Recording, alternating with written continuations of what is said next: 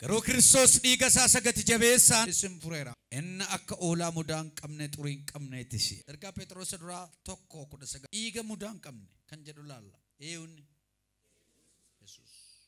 Luboon abboon geggeessitoon sababii cubbuu namootaatiif waggaatti si'a tokko dhiiga reetti dhiiga oolaa xobbaallaa gabateetti baatanii iddoo aarsaa isa olaanaa qulqullaarra dhaabbatanii nama sanaaf araara kadhatu. Barakakuu moofaatti. Dhiigi horii qalamu kun aarsaan dhiyaatu kun nama cubbamaadhaaf dhiyaata. Lubootatu baatee sababii cubbuu isaanii kana Waaqayyotti hima. Dhiiga mataatti baatanii gabateetti qeensanii iddoo aarsaatti mataarra kaa'atanii ol ba'u waggaatti si'a tokko. Mee nama dhiiga baatee adeemu laala utuutti gad dhangalee maal fakkaata? Dhiigi kun dhiiga horii, re'ee, xobbaallaa, hoolaa, sangaa ta'uu danda'a. Sababii cubbuu namaatii fi aarsaa dhiyeessu ol ba'anii kun sun ta'uu dadhabee fayyisuu dadhabnaan ilmi Waaqayyoo Kiristoos dhiiga isaa dhangalaasee karaa isaa nu araarfate. Ameen. Kanaaf Yesuus Kiristoos oolaa mudaa hin qabneedha jedhe. Hilaa oolaa Waaqayyoo isa mudaa hin qabneedha. Yohaannis boqonnaa 1:29. Hilaa oolaa Waaqayyoo isa mudaa hin qabne. Kan koo kan kee mudaa qaba. Kan sa'a mudaa qaba. Kan reettii mudaa qaba. Kan oolaa mudaa qaba. Kan simbirroota mudaa qaba. Heloo kan gugee mudaa qaba. Kan Yesuus ammarratti mudaa hin qabu. Oolaa mudaa hin qabne ta'ee luba Yesuus anaaf siifiyee. Borumtaa Yohaannis utuu Yesuus gara isaa dhufuu argee Helaa hoolicha Waaqayyoo. Helaa hoolicha Waaqayyoo. Isa cubbuu biyya lafaarraa fuudhu. Isa cubbuu biyya lafaarraa fuudhu. Namni ana booddee dhufu. Namni ana booddee dhufu. Ana irra caala. Ana irra caala. Ana dura ture yoo. Ana dura ture. Jedhee waa'ee isaa kanan dubbadhe. Jedhee waa'ee isaa kanan dubbadhe. Isa kana. Isa kana. Ani ofii kootiyyuu. Ani ofii kootiyyuu. Isa hin beekne. Isa hin beekne. Garuu Israa'elitti. Garuu Israa'elitti. Akka inni mul'ifamuufan. Akka inni mul'ifamuufan. Bishaaniin. Namoota cuubuu dhufe jedhe. Namoota cuubuu dhufe jedhe. Yohaannis dhugaa ba'eefi. Yohaannis dhugaa ba'e Yesuusiifi. Hafuurri qulqulluun. Hafuurri qulqulluun. Akka gugeetti. Akka gugeetti. Waaqa irraa. Waaqa irraa. Isa irra hin bu'e. Isa irra hin bu'e. Hafuurri isaa. Hafuurri isaa. Argeera. Hilaa oolaa Waaqayyoo isa dhukkuba sirraa fuudhu. Hilaa oolaa Waaqayyoo isa cubbuu sirraa kaasu. Hilaa oolaa Waaqayyoo isa rakkina sirraa kaasu. Eewu dhiiga isaa namaaf kan dhangalaasu. Eewu dhiiga isaa kan lolaasu namaaf. Dhiigi isaa kan na'u dhiigi Yesuus dhiiga horii miti. Dhiiga kamirrayyuu kan caaluudha. Hoodha. Dhibiin tokko ishee yoo lafa bu'e addunyaa kanatti maarama fayya. Hiikama. Dhiiga qulqulluudha mudaan qabu. Cubbuun qabu. Musinnaa qabu. Sobaan qabu. Dhiiga qulqulluu caalanii qulqulluu. Anaaf siif isa coobsee Kiristoos Yesuus. Hilaa oolaa Waaqayyoo. Isa cubbuu namootarraa kaasu inni sii dhufeera.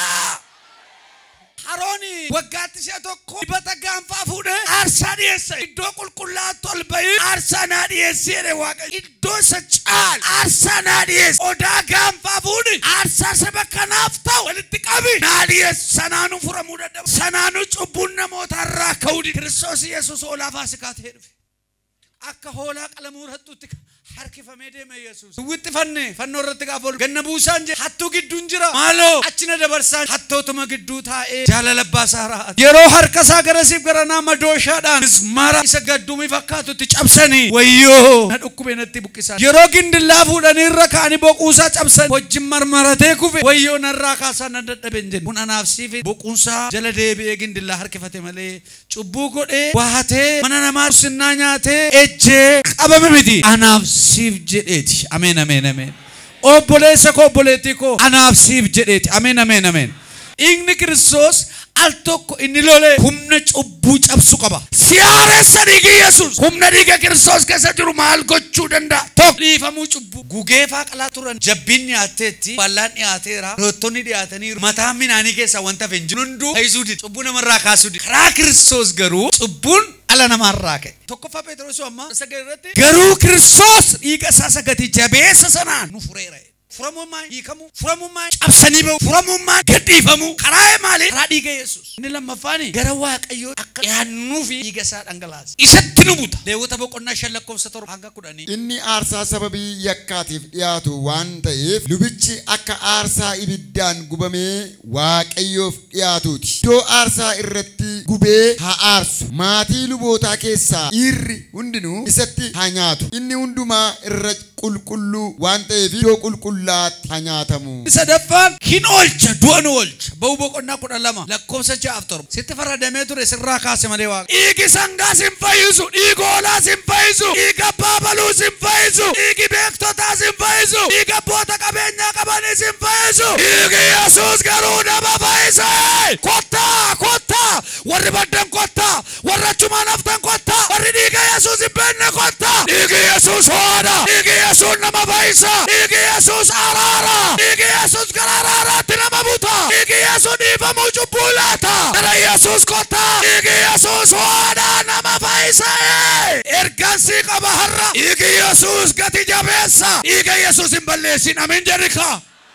Dhiiga Yesuus itti dhuddeen balleessi. Dhiiga Yesuus keessa jirutti dhugaatii dhuddeen machin balleessi. Dhiiga Kiristoos keessa jirutti ittiin ciiftee ittiin ejjitee hin balleessi. Ittiin nama namatanii nama ittiin ajjeesanii nama aarsu gara Kiristoositti nama geessi. Dhiigi Yesuus gara Kiristoositti si haa geessu. Karaa Kiristoos ati furamtee ta'e. Cubbuun nutti murame, yakki nutti murame, gindillaan nurra kaa'ame. Anaaf siif jedhee cubbamaa ta'e, abaaramaa ta'e, hadhooftuu dhuge. Reebame alangaannaame jirma baate gara walchaa raqee dhagaa guddaa baate guyyaa sadii gara lafa jala ture gara goofa guyyaa sadaffaa gara mirga abbaa tolba Yesuus dhiiga isaatu nu fure dhiiga isaan biqille dhiiga isaan yaane dhiiga isaan bareenne dhiiga isaan uffanne ati jabeessa dhiigi Yesuus harrayyuu.